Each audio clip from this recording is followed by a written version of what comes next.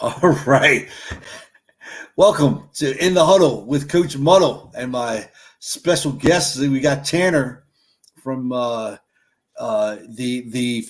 Finns faithful, his Miami Dolphins. I love to bring him in every once in a while to get a little Dolphin perspective, and you know how I really wanted you in week one because I'm sure you were high on life with their big win over New England. And since then, they've just been like a stumbling drunk. They just can't get up. You know, every time they try to take a step, they stumble. But they were able to pick up a dub this past weekend. And so tell me, what's the pulse of the team? I mean, is Flores coaching for his job right now? Yeah, I actually do kind of want to touch on that. So I write with these people at Around the Block Network. I'm actually wearing their stuff right now, right here. Okay. One. And one of them actually was talking to me, and he was like, before the season even started, and he was like, "Is Flores just a good leader, or is he a good coach?" And that got me thinking. I was like, you know what? You're right. He is just a leader. He's not that good of a coach, and we're seeing that this year. I mean, the team is 2-7. They lost to Atlanta in a game they should have won. They lost to the Jaguars to give them their first win of the season in a game they should have won. Even against the Colts, they should have won that game. There was another game that they should have won. The team's 2-7. They're playing like a 2-7 team. They're not playing good by any means. I'm not saying they're playing good, but their talent level is just. I mean, their offensive line is atrocious. They have like 47 more pressures than the second most pressures in the league, which is abysmal. They can't develop talent. They just everything that you're supposed to do as a football team, they can't do. Let's just put it that way. Their defense is playing inconsistent. The play calling around all levels is inconsistent. Just everything you name from a coaching perspective is bad. Well, I think, it surprised me. You got rid of Tunzel, who was a first-round pick. You shipped him out. And, you signed Eric Flowers. For a haul. And being a Giant fan and getting to see the debacle of Eric Flowers. And I just want to say that Eric Flowers needed to be moved to guard. And he will play guard. He'll be a good guard. And he played very well in Washington. Went down, signed that big contract. Well, not 3-year, $30 million in Miami. And then you trade him back to Washington, which that made no sense to me. And he's having a really good season right now. And you look at the holes in your offensive line. Miami. Well, he would be a definite upgrade right now, and why did you get rid of him? It's just something. I think part of it's a money issue. It's like but you just signed him 30-year. Yeah, I know. It's the same thing with Van Noy and the same thing with Shaq Lawson. I think it's a money issue, and they liked who they had at the time. Right now, they just moved Austin Jackson, who was our first-round pick last year in 2020, to guard because he's Eric Flowers type tackle. He's an okay guard. He's definitely a better guard than a tackle, as we can see. But right now, he was the kid out west, right? Yeah, he was the from kid USC. from like UCLA or USC, right? Yeah, because that was. Yeah. I remember us talking about that. I thought that was a reach for them. I really thought because he was projected more of a third-round guy, and they reached really, really far for him, and now they're paying the consequences.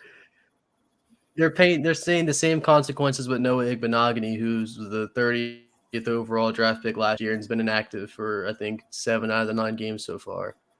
So, but back to the offensive line, you have Liam Eichenberg, healthy scratch, correct. Liam Eichenberg was our 3rd-round pick this year.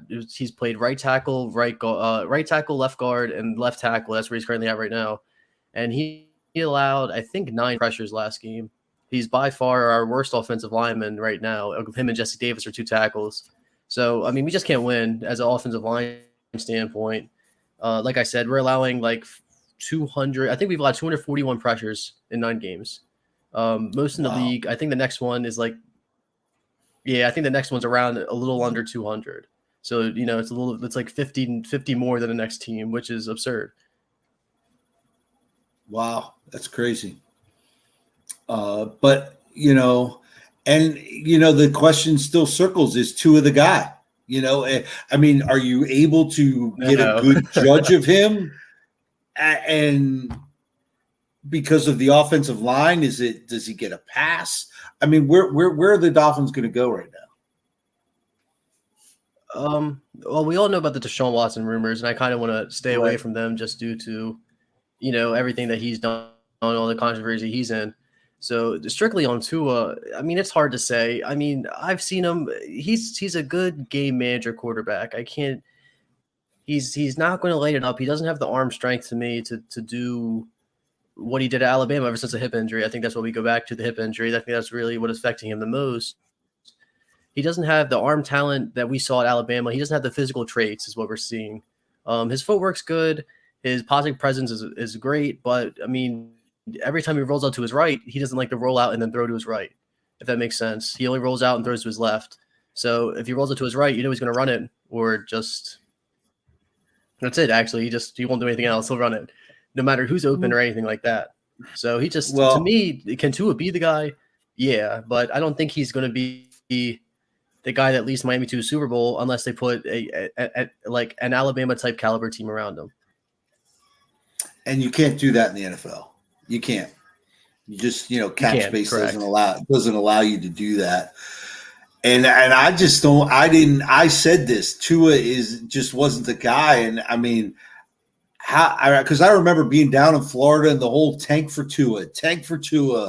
But when you look across the country and watch Justin Herbert just lighting it up, when that could have been you look at it like, oh my God, he's the next coming to Dan Marino.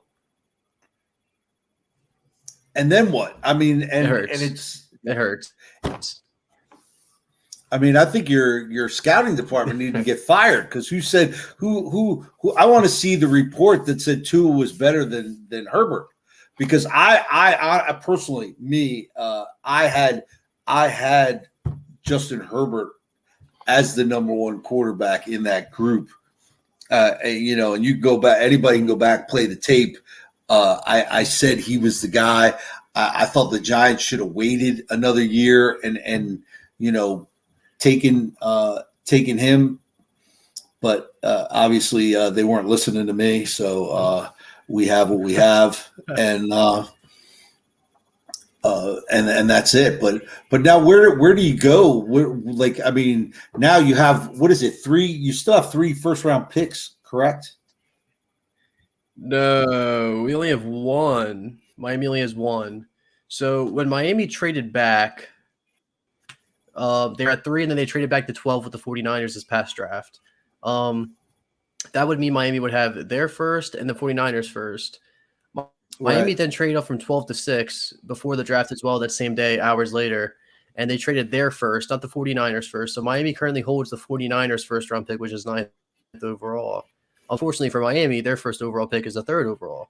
So from here, there's no elite quarterbacks in this draft that I would like. You know what I mean? You're better off just getting another position. You're better off just getting offensive linemen or a piece for the defense or something like that instead of drafting another quarterback, because there's just no point. There's no quarterback that is going to be better than Tua right off the gate, and probably in the future. So to me, it just makes sense to keep Tua for at least this year, unless you can make the trade for Deshaun Watson in the offseason if everything clears up. That being said, I don't think anything clears up, and I don't think the trade happens. I think Tua stays as offensive quarterback and gives the 1 extra year. But I mean, it's just tough to say because Miami isn't a tough spot. Well, my personal opinion is I am all in if a team wants Deshaun Watson, because honestly, he's been a healthy scratch each and every week so far. 9 weeks, he's been a healthy scratch because there is no discipline from the league. So you could be winning now, obviously the risk, but I mean, from what I gather in Houston is, that whole thing's falling apart on those people. So Deshaun Watson is I think is going to come out unscathed from a league standpoint, not anything else. And I think somebody is going to wind up with a good quarterback, a great quarterback, who now is sitting around just waiting to get turned loose. And honestly, I think if you go now and get him, you're getting him on the cheap, because once things clear up, he's going to be, they're going to want a truckload. You're going to have to back up the Brinks truck to get him. So I don't know. I don't know, because I know Carolina's in that mix. I would like to see the Giants in that mix. Yeah, the only issue is there's no trade clause, and that the trade deadline passed about a week ago. Right, but, it did. There's no trade clause, makes it very difficult. Yes, but he's already said New York and Miami. But he already said Miami's a place he'll go. So that's not really that's not an issue. So I just think it's Houston just kind of being Houston. So Yeah. Essentially, there are some reports that said like Miami's the only team we'll go to, and if that's the case, Miami's basically bidding against themselves. And there's reports that Houston actually granted the Dolphins owner Stephen Ross to talk to Watson one-on-one, stuff like that. But eventually, it was like the day before the trade deadline is when they actually granted access. So there was there's not enough time to do due diligence. So eventually, it just came down to them just not doing it, which it's understandable, especially from a PR standpoint. How do you really recover from that? Right. I don't know. It's just tough because really the expectation, the bar was so high for the Dolphins last year. You finished in 10-6. 10-6, but didn't make the playoffs. But you're right on the cusp. You're on the cusp. Looking good. Yeah. Well, except week 17 is when they got blown out by the Bills. Fitzmagic gave you some of those wins. He had to come in and help Tua, and I think the writing was on the wall with that. So I don't know. Now, who is the backup in Jacoby Brissett? He's played a couple games. Oh, that's right. Yeah, he played. He played the 2 games before Jacksonville. He played against Tampa, and he played against Tampa. He played against the Colts. He played against someone else, and then he just played against the Texans, and he's probably going to play at the time recording. This is Tuesday. So today, you said you posted this on Thursday. So he's actually playing tonight against the Ravens. Apparently, now that's not 100% guaranteed, but that is what it's looking like today, Tuesday, that Jacoby Brissett is going to play against the Ravens in primetime, the one primetime game Miami has. So, I mean, he looks nothing like he did last year in Indianapolis, 2 years ago, whatever. He looks like he's bad, to say the least. He's bad. Yeah, but I think that's a product of the offensive line. Anyway, so, the play calling is atrocious on the overall. Well, I'm going to tell you this, and I think I told you this the last time we spoke. You have 2 coordinators, you have none. Because don't they have a code? Like there's co-coordinators. There's 3 actually. That's your biggest. That's the issue right there. At the beginning of the season, I'm not sure if you heard, but they were actually the offensive coordinator would call the play to the quarterback coach, and then the quarterback coach would make any adjustments from there and then give it to Tua. So it's like you're playing telephone, the game telephone with the play. That makes no sense. Really makes no sense. And I remember I was in a situation, where I was the co-offensive coordinator. So I only got 3rd downs. So after the other guy screwed up the first 2 downs, then it was my turn. And well, and here more often than not, the guy's putting you in 3rd and forever, 3rd and really unmanageable spots because his horrific play calling, and it just didn't make sense. It doesn't work. When you have 2, you have none. So do you think Yep.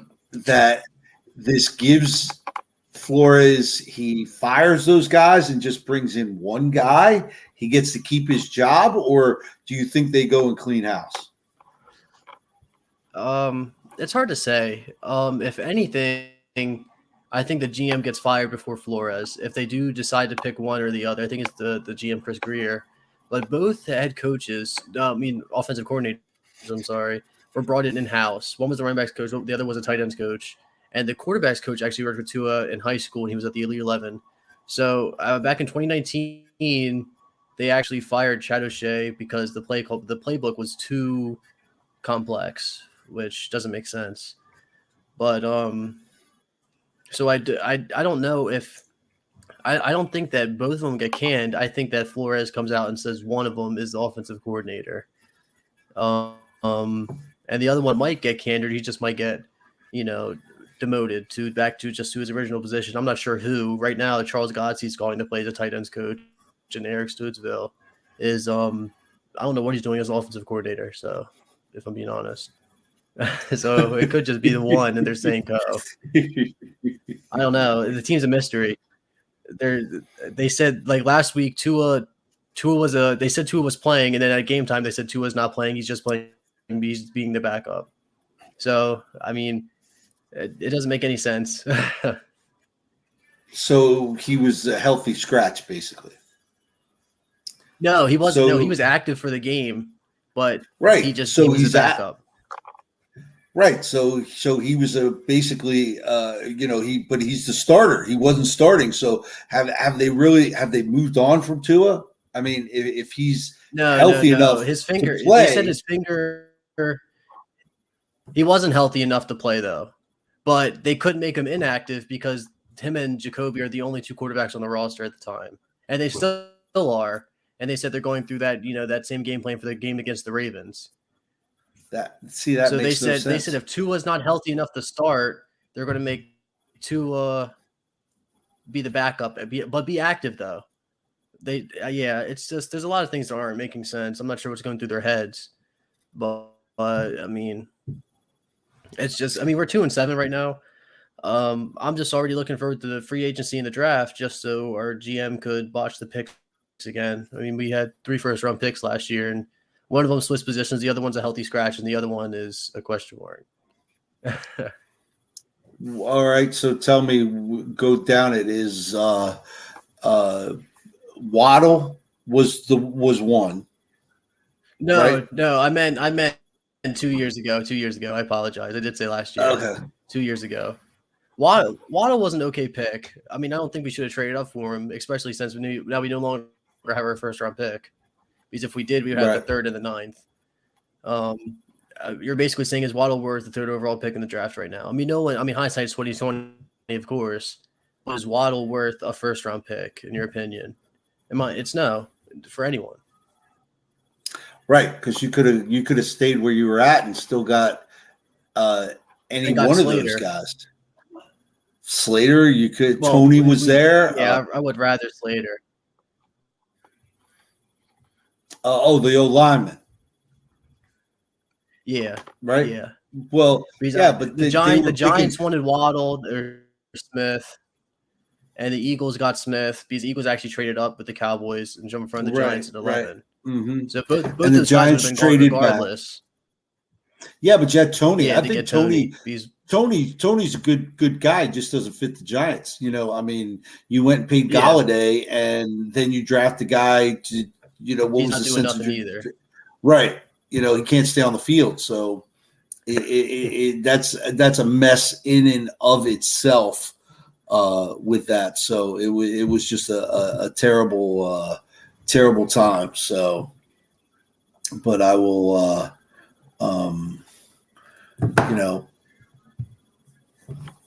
that's the discussion for another time. So we'll see. We'll see. Yeah, and that's why I was glad the Giants didn't make any moves at the deadline. I know there was some talk about moving Evan Ingram and some other because because I really don't want Dave Gettleman touching anything. Let the new guy come in and handle it. I don't want him doing anything else. I want him to just, take your box, walk out the door, and peace out, Boy Scout, and hit the bricks, man, because we're over it. As far as I'm concerned, Saquon Barkley is a bust. Daniel Jones is borderline bust. I mean, he's not the guy, not taking us to a Super Bowl. So there's some things there, with the Giants as well, so that I could get into. But it's not great being a Dolphins or Giants fan right now. Right. So tell me, you want to plug? You still doing your food stuff? Yeah, I cook. That's over on my Facebook. I have an Instagram, Tans Foods, and then I also, like I said, Around the Block Network. That's why I have, like I said before, I told Coach before I joined it, I really haven't done much since I'm in college right now. I just edit articles for Around the Block. I plan on doing some stuff for Fin Maniacs still. I've been with them for forever, and then them and Around the Blocker, who I really am just really just writing stuff for and contributing for. Tell me a little bit more about Around the Block. What do they cover? What do they cover? Are they just local guys? Delaware, or what? They cover. They cover everyone. We're currently doing a lot of football stuff, college football, basketball, college basketball, baseball, you name it. We really got it. We even got some UFC stuff going on, some some music stuff going on, some podcasts, some streams. It's a little bit of everything. So we actually just had our first article get on Bleacher Report. So shout out to everyone over there. Okay, nice. Congratulations. That's good stuff, man. Yeah, good stuff. Thank you. So that's cool. So how did you find these guys? These guys found you. How did that work out for you? One of the guys I write with Fin Maniacs is actually in charge of the Dolphins, ATB Fit Dolphins. Great group of guys over there. And I joined them, and then the guy that founded Around the Block hit me up, and he was like, I want you to do more than just Dolphins. And I was like, I'll do whatever you need me to. So I've helped them do, design some merch, like these shirts. I helped design a little bit. Like I said, I'm mostly an editor right now behind the scenes, just doing that. I help design the website a little bit, but I do a little bit behind the scenes stuff just because it's easier for me right now instead of just sitting down writing an article, doing a podcast. Okay. All right. Good stuff, man. That's awesome. That's awesome. You got that going, and we look forward to seeing some more of your stuff out there, because it's good, and we'll have to have you back on in a couple of weeks when the Giants head down to Miami, so we can do a little pregame. That'll be a great game. That'll be a great game. And so we'll see. I'm actually, like we said before, I'm filming this on Tuesday because Veterans Day, American Flag Guardians. So if you're watching this, take it with you, because you can head to the Wheelhouse in Lewis, because a big event for American Flag Guardians, helping out our vets and everything. It's a great organization. They're big supporters of the show, and we like to help them out anytime we can. So I'll be there on Thursday night. That's why we're doing the show on, and also because Tanner, also your school job. You want a little plug for your school job? Yeah, I really just record practice for the University of Delaware football team.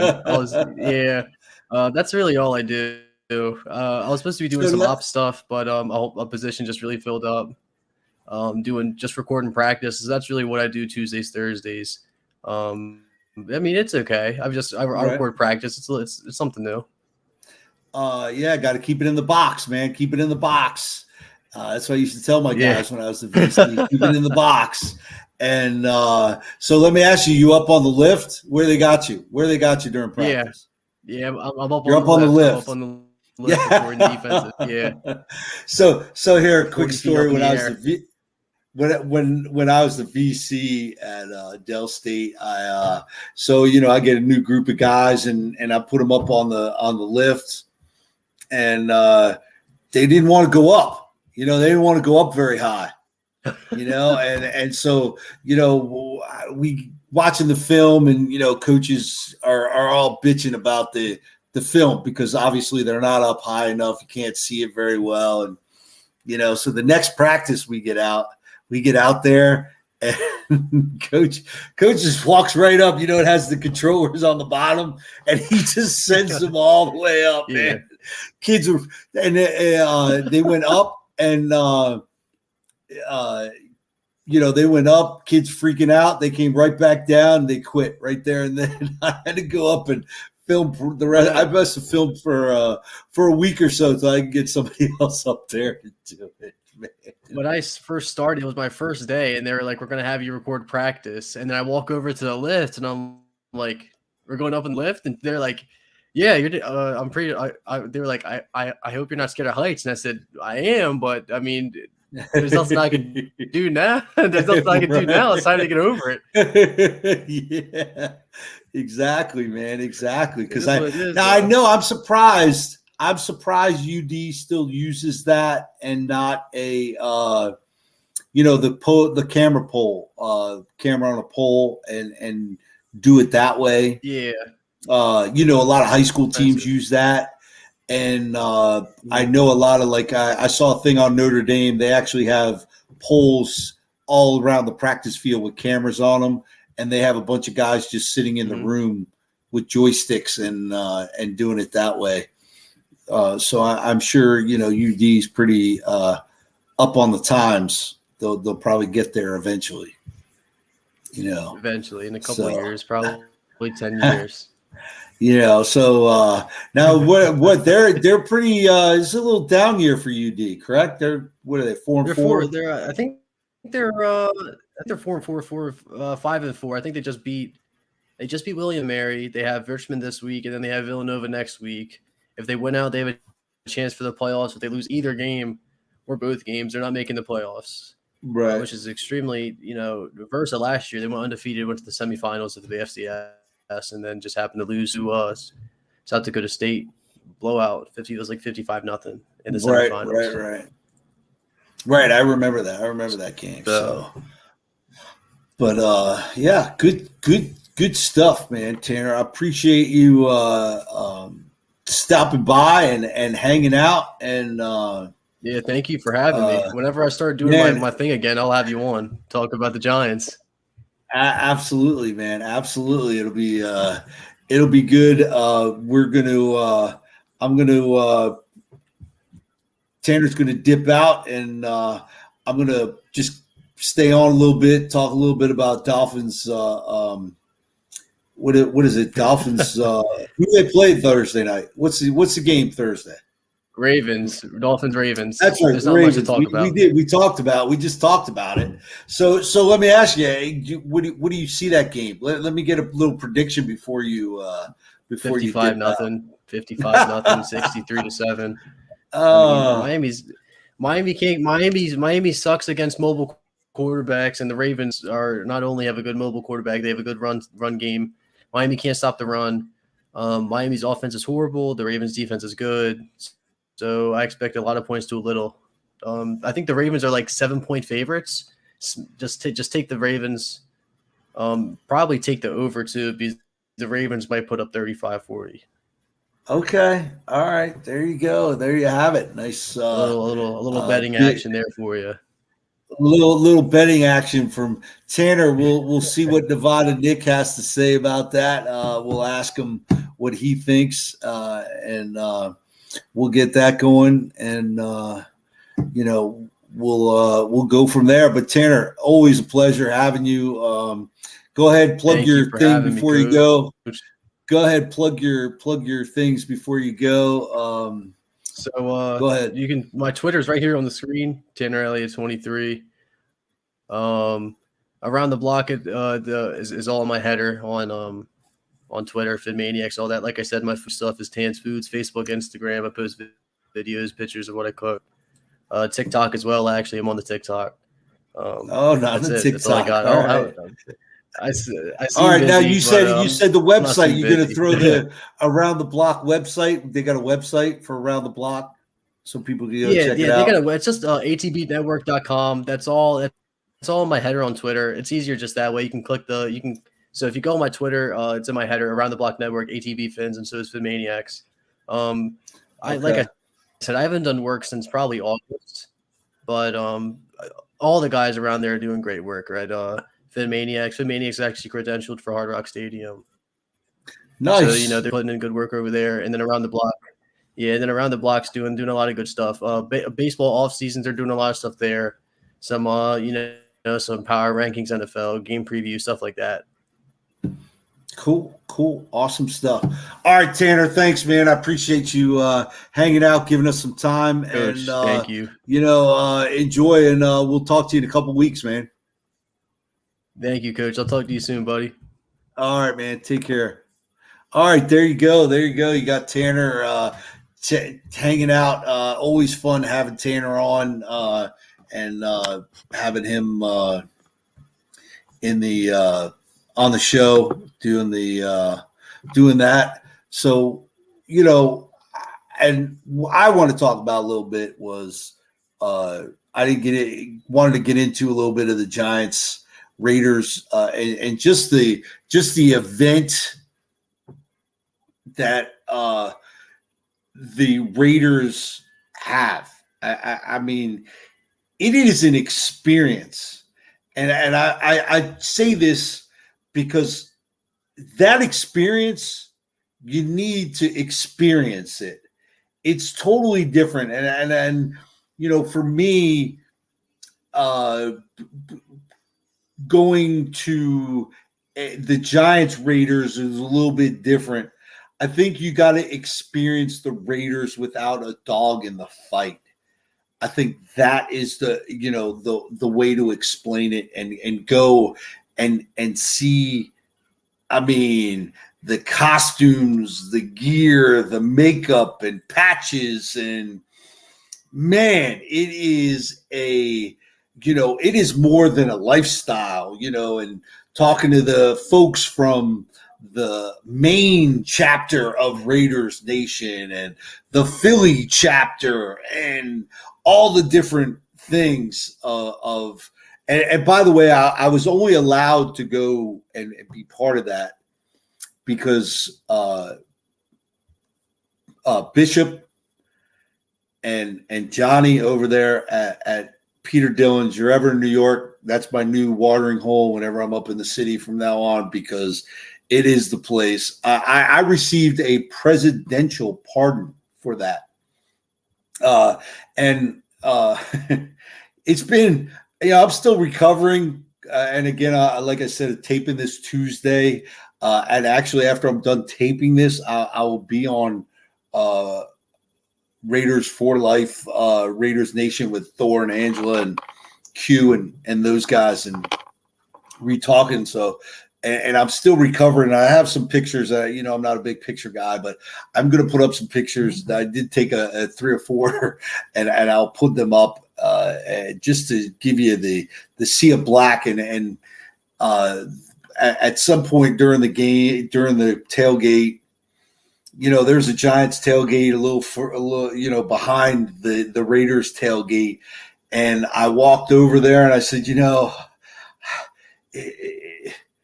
I had to come over and be with some blue people for a little bit because it was too much silver and black over there. And they're like, "You're with them?" I'm like, "Yeah, I'm with them." I'm pointing at that, because and every 2 minutes, Raiders. I mean, it is a complete lifestyle, and I just want to shout out to Carmine. Awesome. Thank you, buddy. Because just to tell everybody, I'm walking down the street crossing Lexington on 40th to get to Peter Dillon's, which is, right off the corner. It's like two doors down, whatever. And I mean, you come down, that's a Raiders bar. They had their flags out. I mean, they got the shield on the window. And there's Carmine standing there. And he sees me walking down, got my Giants hat on and the glasses, of course. And he goes, "Oh, you lost?" I'm like, "No, Peter Dillon's, right?" It's like, "I think you're lost." I go, "No, I don't think so." So he walks me in, up the steps, into the bar,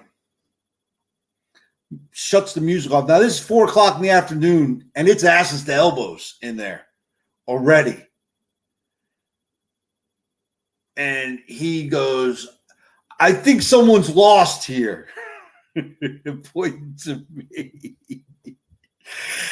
And people start booing, but, Johnny, I appreciate it, because he comes by and he goes, "Carmine, you obviously didn't watch the show. This is Coach Muddle. He was on the show. He's supposed to be here." And so I appreciate it. The hospitality. I stayed. Coach got a little partly cloudy the night before, so it was a complete struggle to get from the beach at Delaware up to the city. Because of course I had to go all the way up to my sister's and take the train back down. So, which worked out, they're 2 blocks from Grand Central, so it worked out. But it was a struggle. I think I hung out as long as I could, and in order to make it to Sunday morning, and by 8 a.m., 3 bus loads. It was an event, and I tell anybody, if you're listening, you're not a Raiders fan, you have to because I can only imagine what it was like in Oakland, because I'm sure, just talking to those guys and the different vibe, it's not the same vibe in Vegas as it was, but to be part of that, I honestly appreciate it. And a shout out to Big Blue, Arizona, how we didn't connect. Because, Jason, his people were at the game. He was there. And we just a little miscommunication, I think, on my part. And we missed. I'm sorry, brother, but we'll get a connect at some point. And all the people I met, the guys from Connecticut that made the trip down and everything. It was phenomenal. It was a phenomenal time. I had so much fun. I just can't even say it enough. Worth its weight in gold. Nevada Nick had some issues, so he had to bail out at the last minute and missed a phenomenal time that was had by all that was there. And I can't remember the names of everyone that I met, and I apologize because, I am terrible with that. But, I shout out again to Angela and Thor and Mama Moon and Q and Johnny and those guys for having me. Carmine, yes, and Bishop. I can't even all the people that were that I got to hang out with, and I walked up to the tailgate, and the first thing someone hands me is a shot of porn juice. Okay, next thing I know, we're doing shots of porn juice. Crazy. And the food, the beer, everything was phenomenal. They did it first rate all the way. And I knew, I knew it. That's why I didn't take the bus with you guys, because I would have had to take the bus back to the city. I'd have never made it home. I I'd be doing this from the city still, because I don't know that I've been able to get out of there. So, but it was a great time had by all. Again, I can't thank you enough. Everyone have a safe night. Again, I'm recording this Tuesday because Thursday being Veterans Day. We have a big thing going on. If you're down at the beach in Delaware, Slower Lower, stop by the Wheelhouse in Lewis. American Flag Guardians doing a little fundraiser for the veterans. A big charity that they're big supporters of the show. We try to help them out. We do what we can for them. I'll be at that event tomorrow, so it'll be and that's kind of why I'm doing this. And I appreciate Tanner coming on and giving us some Dolphins insight and whatnot. So it'll be a good time. Everybody enjoy the game tonight with the Dolphins and Ravens. And we'll be back live Sunday, because I know we missed last Sunday because of all the issues with myself, Devon, and Nick. Well, I didn't have an issue. I was having fun. And Stiz, but we'll be back next Sunday. We'll be rocking it live, having your picks, your locks, and all the stuff that normally goes on a Sunday morning. We'll be back to normal.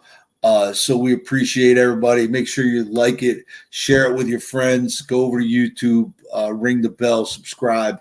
We really appreciate the love everybody gives us. And be safe, and we'll see everybody on Sunday morning.